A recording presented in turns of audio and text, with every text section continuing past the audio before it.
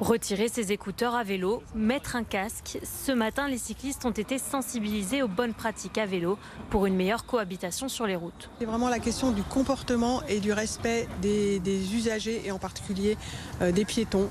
S'ils sont plus fragiles encore que nous cyclistes et il faut vraiment les laisser traverser et pas imaginer qu'on va pouvoir passer en allant un peu vite. Des comportements que reconnaissent certains cyclistes qui, selon eux, se retrouvent parfois démunis dans certaines situations. Si par exemple je vais passer sur un trottoir qui est un peu large, il y a des fois où je vais prendre le risque de passer sur le trottoir et de gêner le piéton, mais parce que j'ai pas envie de me faire basculer ou chahuter par une voiture, quoi. Je me considère pas comme le cycliste parfait. J'essaye de garder les distances de sécurité. C'est vrai qu'on n'en parle pas trop en vélo, mais j'essaye de garder au moins 2 mètres avec les véhicules. Il y a 10 vélos sur le pont de la Mulatière qui sont passés à contresens. En fait, ils posent le pied à la terre quand il y a des piétons en face, ils laissent le passage.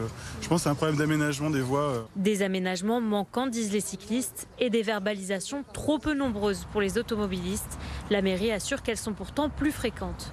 On a pu doubler en fait les effectifs de l'unité cycliste de la police municipale.